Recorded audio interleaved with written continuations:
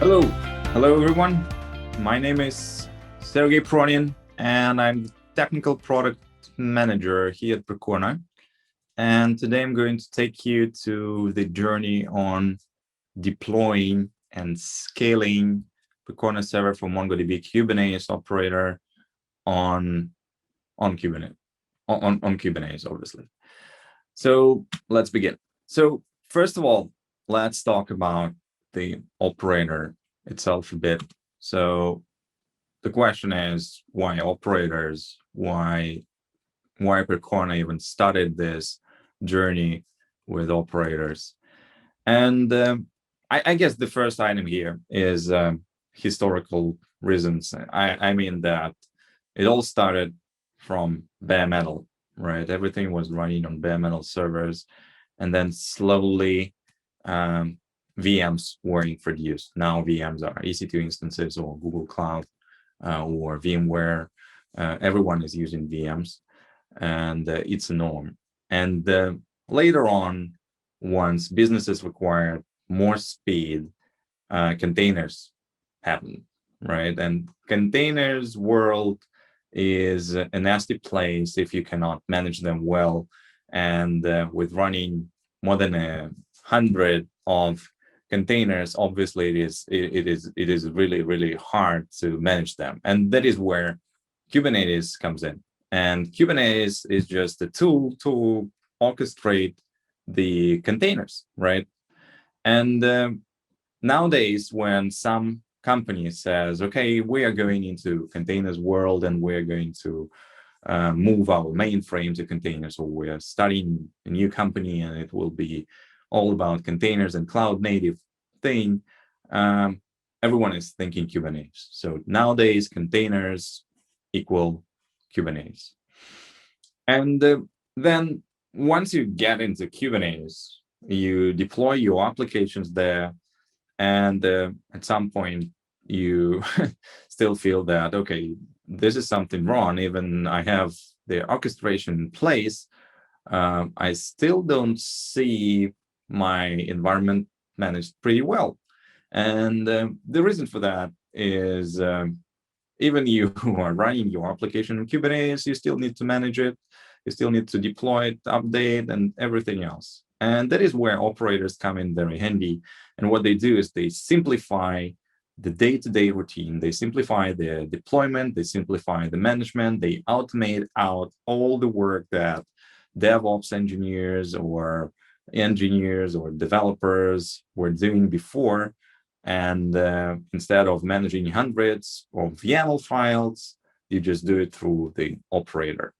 And especially it is useful when we talk about such technologies as databases. It's not very easy to manage them, and especially in an ephemeral and volatile environment like Kubernetes. And the third bullet here, it says Percona Database as a Service. What I mean here is that in Percona, we are working hard on our DBaaS service, and it's already available as a beta. Everyone can play around with it, and it is open source as well. And you can run it on-prem, you can run it in the cloud, however you want it. Well, a public SaaS version is coming, but for now you can run it like on-prem. And what it does in the background when you hit deploy button, it deploys the database on Kubernetes using our operators.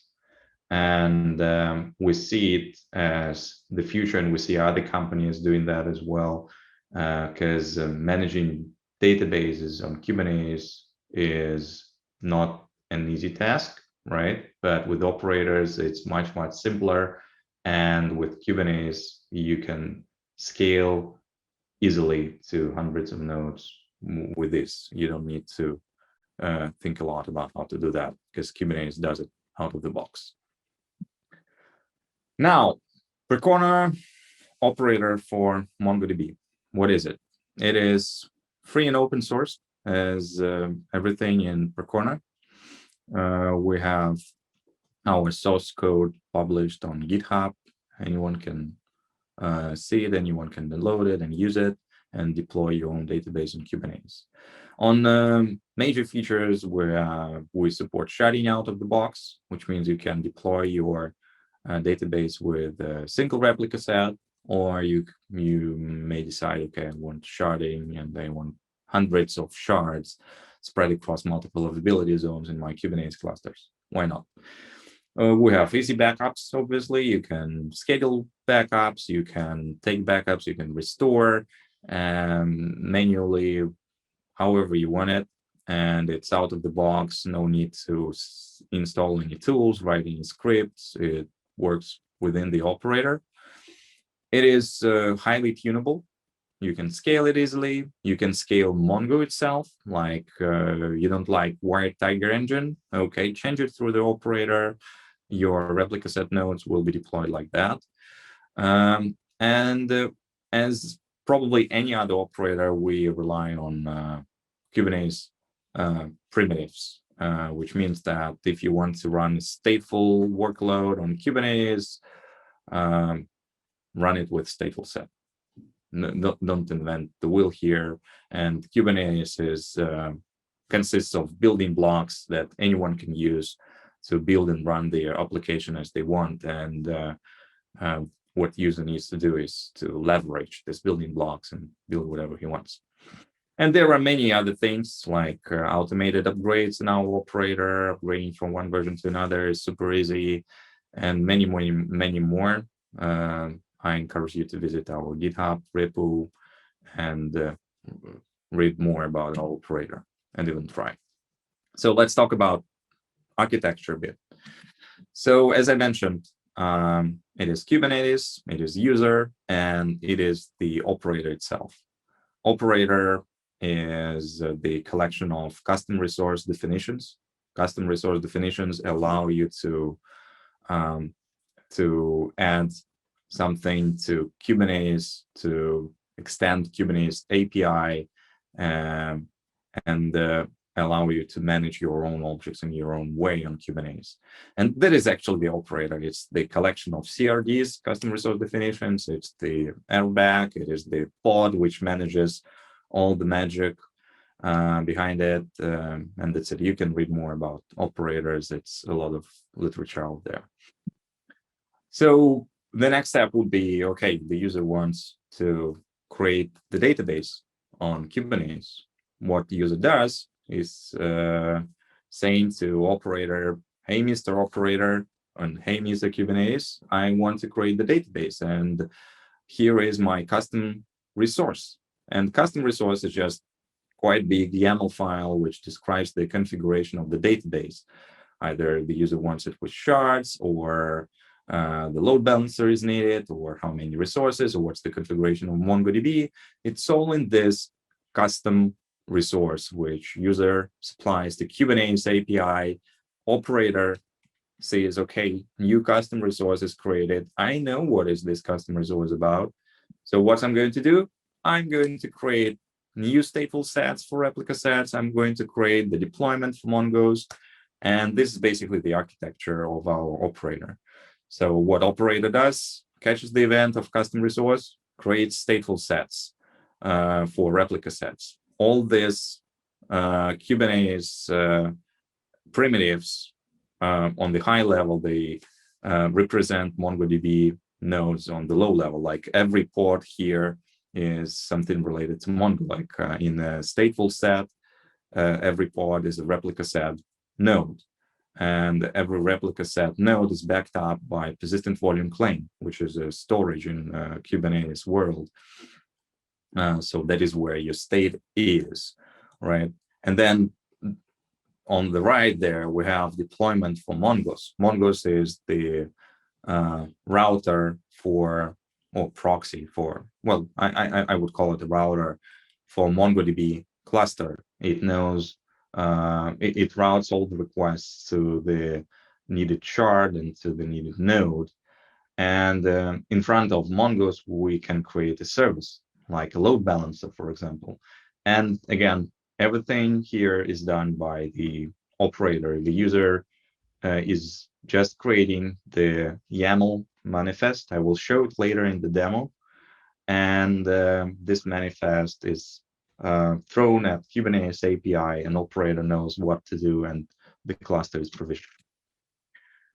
So let's talk a bit about running our operator. So as I mentioned before, we start with the bundle. The bundle is the operator itself, which means there is a pod created, which is called the operator pod, and it catches the events of custom resource being created and does the magic, provision stateful sets, services, Mongo's pods, everything. And also in the bundle, there is a custom resource definitions. For MongoDB, we have three, I think. The first one is the cluster itself, then one for backups and one for restore. And also it is role-based control, it is service accounts in Kubernetes, because we don't want operator to have access to the whole cluster. We want operator to control just the MongoDB part, right? The next step for the user would be, after the bundle is deployed, is to configure the cluster. In a nutshell, it is going into the manifest, custom resource manifest. It is a huge YAML file. Go through it and configure. Okay, the user wants sharding. Awesome. Let's configure it. The user wants single replica set. Good. Let's do that. Expose or not expose. Like, do I want to expose my MongoDB cluster to the outside world through the public load balancer? Yes, sir. Let's do that. Okay, you can do that. You can keep it private. You can customize your Mongo. Like, I'm not talking only about Kubernetes customization, like specific labels, annotations, resources, request limits. I'm also talking about MongoDB itself, like customizing MongoD, specifying specific engines, storage engines, specifying specific flags, delays, buffers, whatever it is, the user can do it through the operator, through a single custom resource file. No need to go into the configuration file and put them out there. And then what's happening is deploy the database or databases. It's just sending the YAML to the Kubernetes API. That's it. And in the background, what's happening, the stateful sets are created with the pods, with the storage, with everything. Services being provisioned, like load balancer, cluster IP, node port, whatever you configure. And the secrets are created as well. I will show you later how the secrets look like in the demo. It is a nice story. Now, again, this is basically to explain why the operator journey. So on the left, you see the dog, which is on fire. Usually it says, hey, everything is fine. But it's not, right? When you have MongoDB running on Kubernetes in containers or in regular environment, managing it and deploying it is not an easy task. I mean, you create a replica set. You need to make sure that each replica set node knows about each other with the correct certificates, with the correct storage configuration and everything. You have Mongos. Oh, now you need to go to Mongos and tell Mongos, hey, I have this replica set, I have this shard, I have everything. It is totally another story. And I'm just talking about deployment here, right? For the beginning. And now you jump to the regular day-to-day routine. Like, you need to monitor it, or you need to scale it. You need to take a backup. And this is like a nightmare. It turns into a nightmare where you need to keep all these small details in order to make sure that the whole cluster with so many moving parts is working as expected. And instead of being on fire, what we offer is to use the operator, and from this dog on fire, what you can become is this classy dog on the sea relaxing, right? And it is exactly like that, right? So you don't need to do any manual steps anymore. what you do is you just deploy your operator through single YAML file, and then you manage your operator through Kubernetes objects, and it is like that. Now let's move, before demo, let's talk a bit about scaling. So scaling is an interesting journey always, right? But in Kubernetes, I will try to show how easy is that. Start with the basics, scaling of CPU and memory. There are two ways, vertical and horizontal scaling. Vertical is just adding more resources to the nodes. So you have a node which has one CPU, right? Kubernetes, not Kubernetes node, but MongoDB node with one CPU and 4 gigs of RAM. Your monitoring system tells that it is saturated, not enough memory. What you do is, instead of 4 gigs of RAM from this green small 4 gigs, you go to 8 gigs here, which is yellow big one. And that is the vertical scale in the nutshell, right? But obviously, vertical scaling is not an infinite thing, right? So at some point you hit the cap here, so like you cannot have more than, I think, 2 terabytes of RAM on Amazon on EC2 instances, right? So at some point you hit some limit and you cannot scale anymore. And that is where horizontal scaling comes in.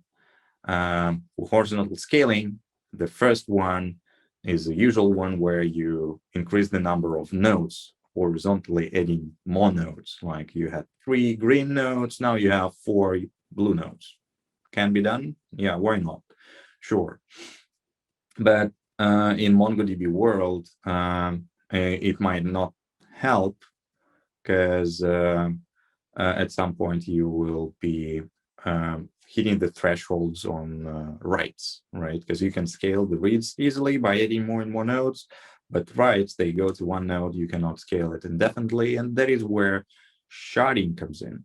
Sharding is also a part, I say it is part of horizontal scaling, where you split your data in 2 parts or more, in 3 parts, whatever you like, how many shards you want, based on some parameter or based on some variable column in the collection. Like, for example, you have a collection of user base, right? And you have users from US and you have users from Europe, and you have 50-50 split approximately. You can put these users collection in 2 shards, one for US users, one for EU users. And the Mongos, which is like our router in MongoDB world, it will route the requests for US users to shard number 1 and for EU users to shard number 2. This is how it is done. And obviously you can split your collection in any other way, like you like, by IDs or by something else. It doesn't matter much. Well, it matters a lot, but it strictly depends on your data. Okay, let's move forward. Before we go into scaling, I would love to discuss something, how Kubernetes sees the resources, right? So in Kubernetes world, it all starts with a Kubernetes node. Kubernetes node is just a bare metal server or a virtual machine where you run your containers, where you run kubelet.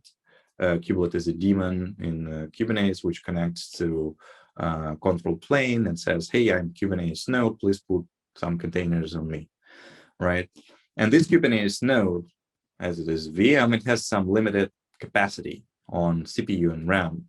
And this is called total capacity, like 4 CPUs and 64 gigs of RAM. This is your total capacity of your EC2 instance or some VM, VMware, whatever. And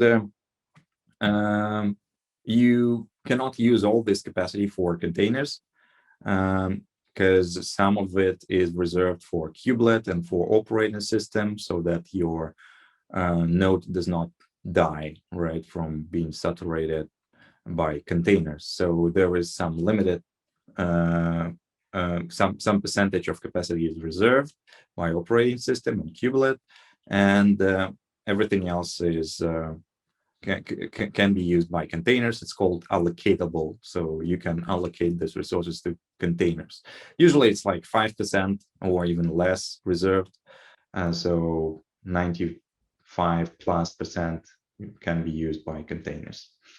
And now we go into what is called requests. When you deploy a container on Kubernetes, you need to think how much resources it's going to use. Like if you deploy a web application, you have an idea, okay, it's going to use like 2 CPUs and 4 gigs of RAM at tops, right?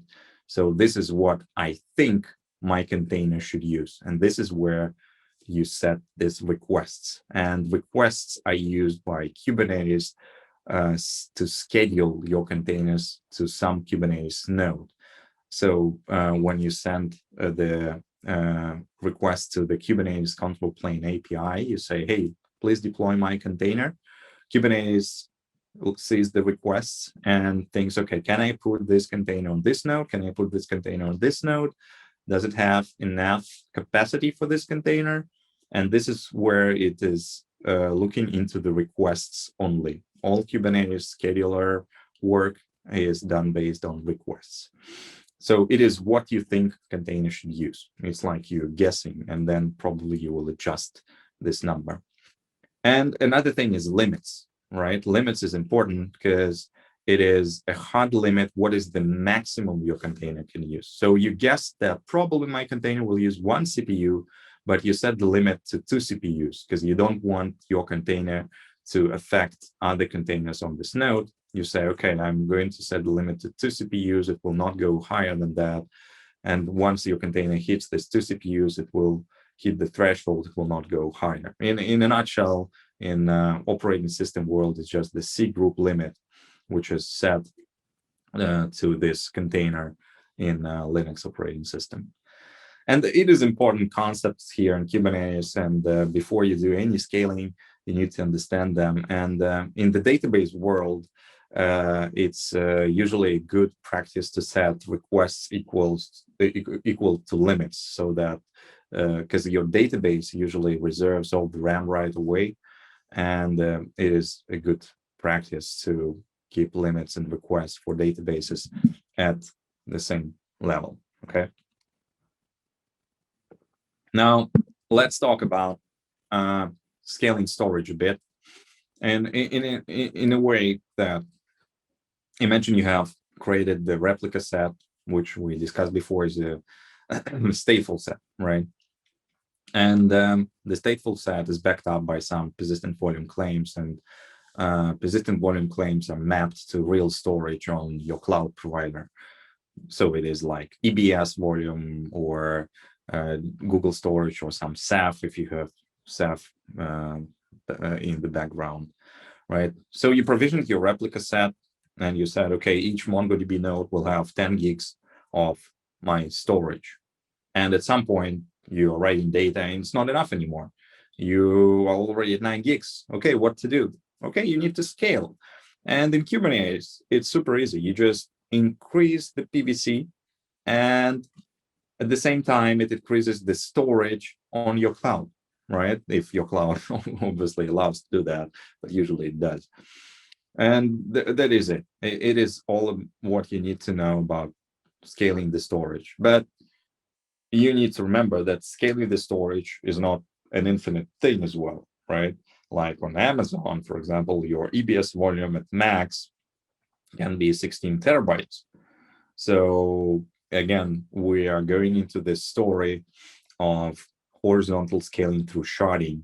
This is where sharding can play playing as well, right? Instead of scaling infinitely your storage, which is not possible, what are you going to do? You're going to add a shard instead and split your collection into 2 parts, for example. And we have users who do that and run terabytes of data. Okay, good. So let's move forward to the demo. I'm I'm very cautious with demos. So what I did, I recorded it And I recorded my terminal, and I will play it and then just comment on what's going on there. Okay, this is how we're going to do that. Hope you see my screen. Hope it's enough. Okay, let's play.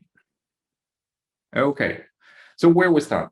We start with a GKE cluster, and this GKE cluster has 3 nodes. It's the cluster is just created. It's 4 minutes old, new cluster, nothing there. What I'm going to do is I'm going to clone the GitHub repo, and this GitHub repo has the operator in it for MongoDB. Also, I will create the namespace. It's not mandatory, but I really like to keep things clear and isolated. So I will put my MongoDB cluster in separate namespace. And obviously doesn't have any pods. What I'm doing now is I'm deploying the bundle. Remember, I told you about that? It is custom resource definition. It is airbag, it is deployment, it is service account. So the deployment have just created the pod. And here are the CRDs. You see Percona Server MongoDB. It's the CRD, and you see the pod, which is the operator pod. And we obviously don't see any PSMDB objects yet. Okay, now we are into the custom resource object story. This is the manifest where I configure my MongoDB cluster. Okay, so at the top there you see my cluster. Oh, sorry, my cluster name. My cluster name is the default one. I will not change that, and we will go with that. Here we have REPL sets. So it is the replica sets which are deploying MongoDB nodes and replica sets. It has the size of 3, which means in this replica set, I'm going to have 3 nodes. Let's move forward. What else do we have here? We have other configuration, resources, arbiters, and we have sharding here. Look at that. It is enabled by default. And we have sharding enabled by default even with a single replica set. And it makes perfect sense because in this case, even you have a single replica set in a shard, you can easily reach it out through Mongoose, because Mongoose is deployed as well with shards, and it is a single entry point. So instead of exposing each and every replica set node, you can just go to Mongoose and say, hey, Mongoose, where is my data? And it will route your requests where it is needed. So it's much simpler like that. And also it enables scaling for you out of the box. I mean, you can add another shard right away without thinking twice. And that's it. So, and with sharding, we also deploy config server replica set. Config server is where metadata is stored. And we obviously deploy Mongoose. It also has the size of 3, which means 3 pods of Mongoose is going to be deployed. And oh yeah, I'm going to change the expose type from cluster IP to load balancer for the sake of demo, so that I will show you that once you deploy your MongoDB cluster, it's going to be exposed right away. Okay, it's deployed. Let's see what's going to happen. This MDB object is here, my cluster name, good name. Pods, I'm going to watch what's happening. What is happening here is I created the custom resource, which is a YAML file. Operator caught this event, and now operator is doing the magic. Operator is creating the pods and creating my MongoDB cluster. You see here that Mongoose pods are already created. There you have different names because they are in deployment. And now other pods for replica sets are being created. For replica set 0, rs 0, -0, -1, and -2, and config server replica set CFG -0, 1, 2, and 3. They're all coming up one by one, and soon they will be up, like in a few seconds. And I will show you that they're all up and running, and PSMDB custom resource object is there. Let's see. So config server initializing, pending, running. Okay, I think everything is running now, right? Yes, not ready, running. Something happened there. Let's see. Get pods. Okay, everything is running good. I have 3 pods for config server, 3 pods for replica set, 3 pods for Mongos, and the status for PSMDB object says ready. Good, so cluster's up. And I have the service. Look, I have my cluster name, Mongo service type load balancer, and the external IP address. Where does it come from? It is coming from Google Cloud. Google Cloud, once you create a load balancer object on GKE, it automatically provisions the external load balancer. You can make it internal, but for the sake of demo, I have an external one. I'm going to connect to my MongoDB cluster now. I don't have MongoDB client, so I will connect from one pod. Okay, let's get the password first. The password is stored in a secret. It was automatically created by the operator. You can create it manually with your own passwords, but these passwords are randomly generated. As every secret in Kubernetes, they are encoded by base 64. Don't forget that it's not encryption, and keep your password safe. So I will decode the password. You see it's random mumbo jumbo, and I will connect to the external IP of the load balancer. Let's see. I will hit enter now. Okay, my MongoDB cluster is up and running. You see, it's 117 seconds old, but already running. Good. Now, let's get into the scaling, right? We will first see if we can scale vertically. It's the first thing to do, right? You have the pod running, and you want to add more resources, more CPU and RAM to it. So let's see this pod. I'm looking at one of the pods of my replica set, and you see I have 300 milli CPUs, and I'll go away.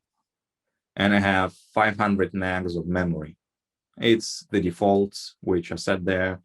And now I want to scale up. I want to add more resources there. You see limits and requests are the same for me here. It's how I configured it. And I want more. 300 milli CPUs is not enough for me. I want more. How to do that? And the best way to do that is through patching the custom resource, right?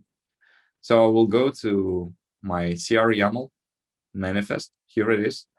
I will find the line with the requests and limits.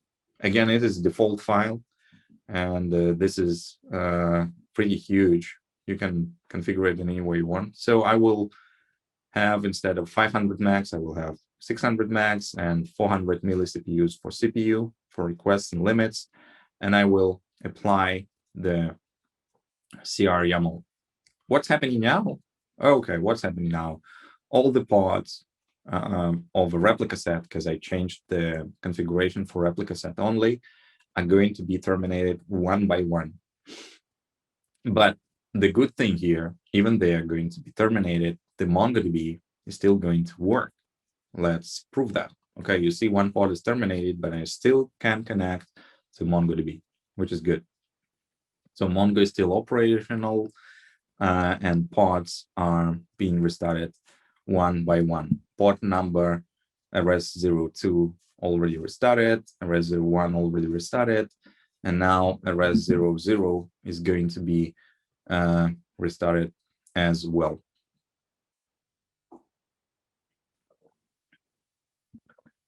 Let's see. Yeah, it's terminating. So one by one, easy peasy, with no downtime, operator does the job. So you applied the CR YAML, operator saw that, okay, someone changed the custom resource. I'm going to apply the changes now. And operator does this in a graceful way, securely, with no downtime, because operator knows what to do here, right? That is why you should rely on operator instead of human being. Let's see. All the pods are up. Yeah, all the pods are up. Good. Now let's see if the resources changed. Requests 400 milli-CPUs, 600 max. Oh, good. So this is how vertical scaling is done. You see, it's just changing a couple of parameters and applying the YAML, and you're all set. No need to do anything else. No manual intervention at all. Let's move forward. What do we do now? Okay, let's scale horizontally. Scaling horizontally is the first part, no sharding. We are going to just add more nodes into the replica set. So now we have 3, we're going to have 5.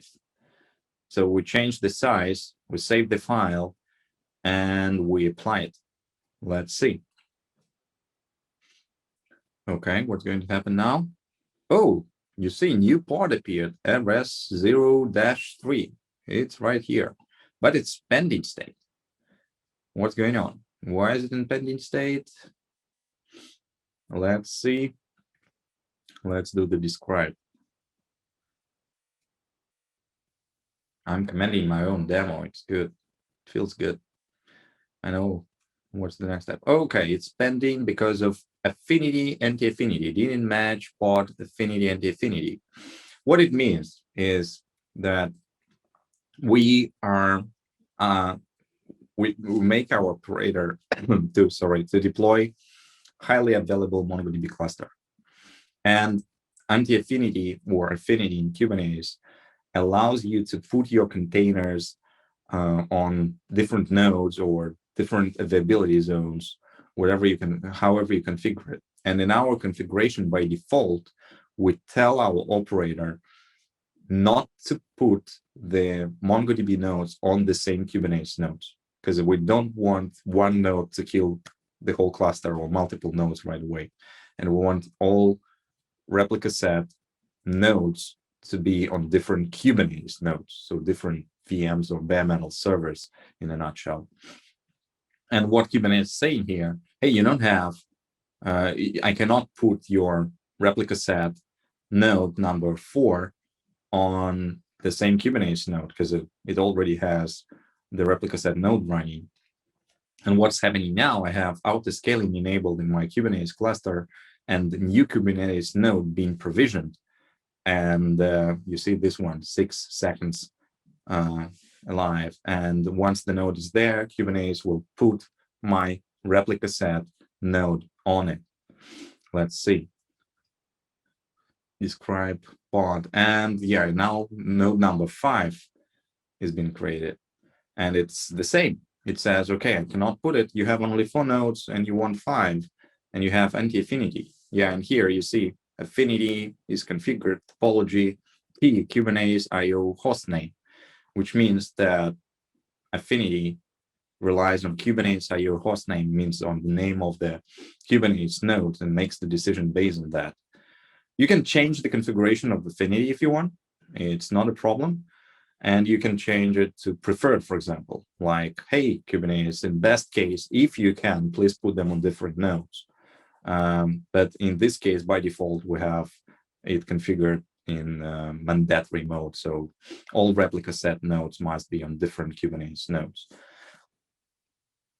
It's good. For the sake of demo, it's awesome that I have this. So I will show how it works.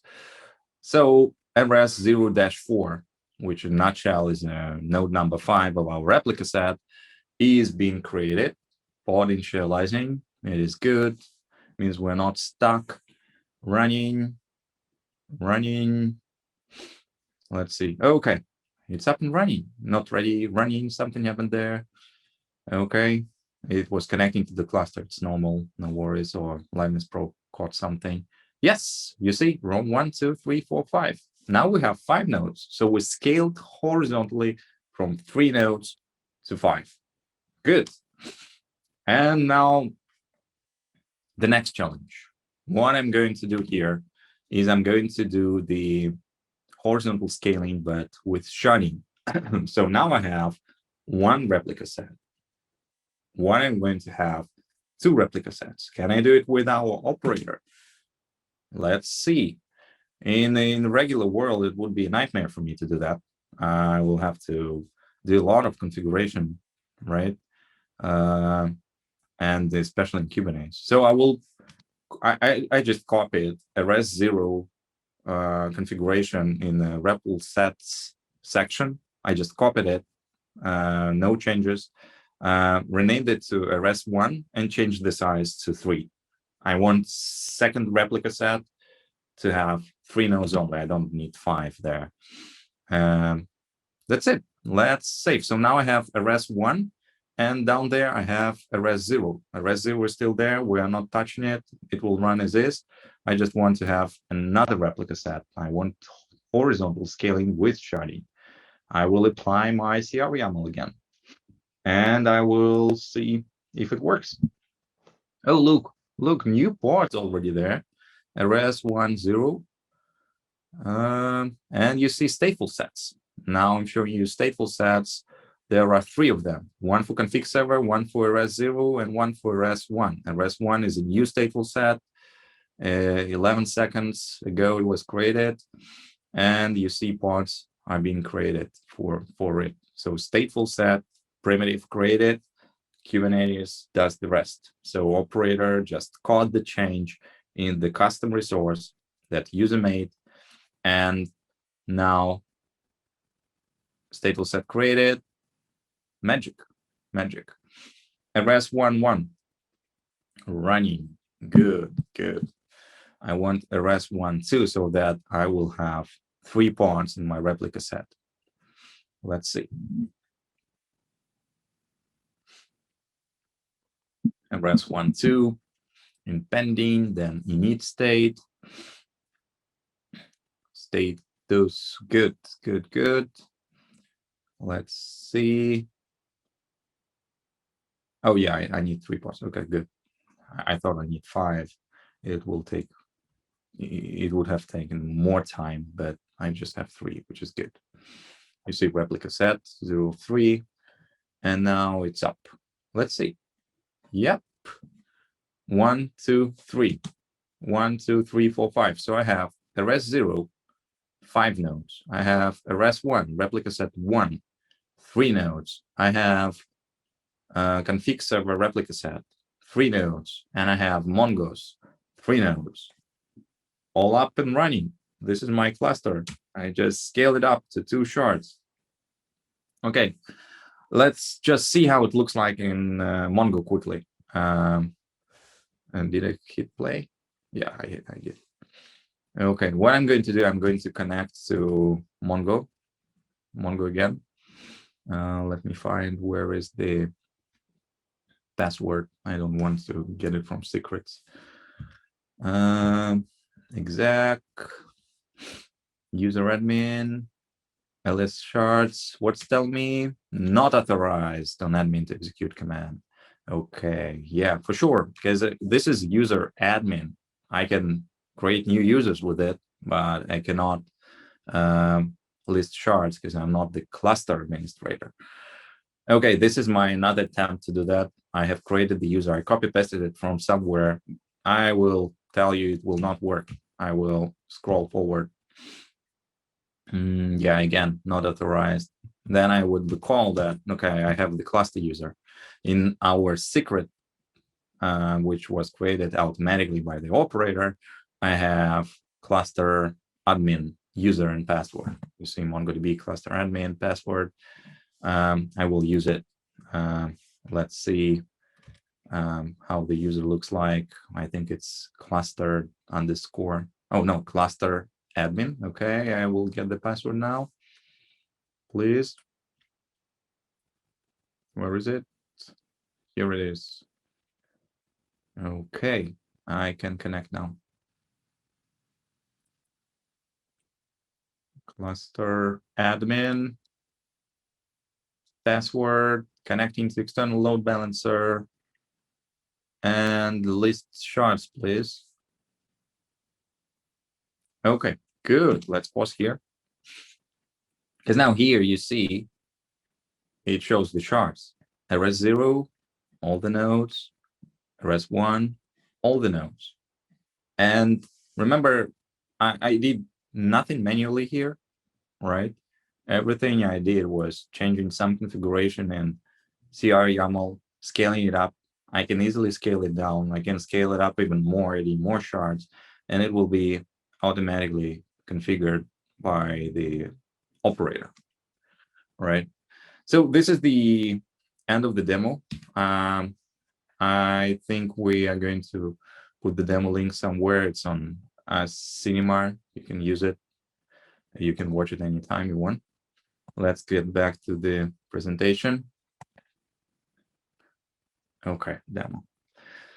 So now I showed you the demo of how to deploy our operator, how to scale it easily. There are lots of configuration parameters that you can easily use. They're all described well in our documentation. And I remind you that it is 100% open source and free. All right, so you can use it, and it is production ready. We have customers running in production at big scales. Now let's talk about the plans for the operator. We have point-in-time recovery coming in. On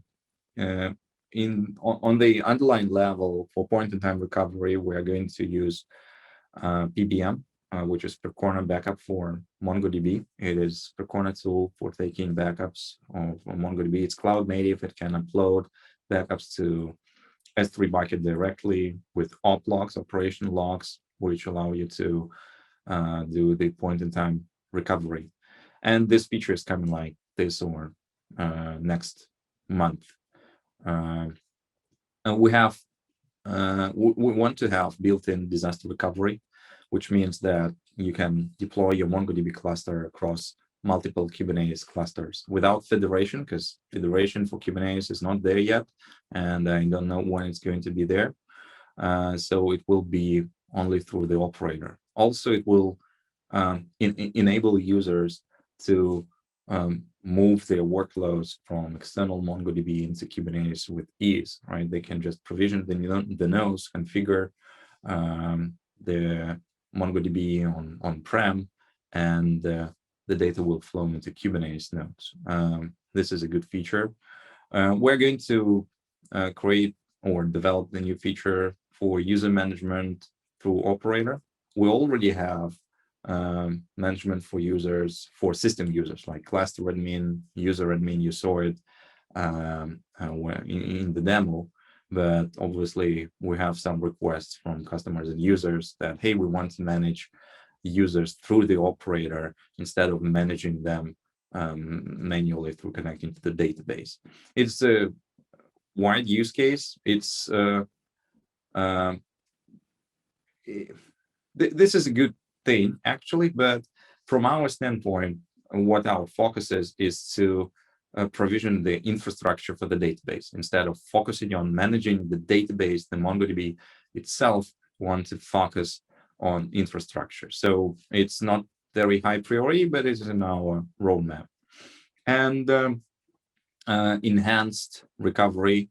What I mean here is that there are some cases which still require manual intervention to recover from the failure. There are like corner cases that we have some requests from users to work on that. For MongoDB, it's not that wide, but for other operators that we have, it is. But we're going to work on that as well. And there is a link you see. We have a public roadmap on GitHub. Anyone can participate, can put the issue into the list, tell us, hey, this is important, we want that. You can see existing issues in the queue, which we plan to work on. And you can put a thumb up there, tell us what you think, tell us how we should do that, and we can discuss it with you, and we will work on that. So yeah, we're open source, we're transparent and public. So I guess this is it for today from me. We saw how MongoDB operator from Percona can be deployed, can be scaled. And thank you. Thank you for being here. Thank you for listening. If you have any questions, I believe we have some time. And you can find me on Twitter, or you can drop me an email, or you can contact us on GitHub on public roadmap or our repositories, or create a task through Jira. Welcome. Thank you very much. It was a pleasure.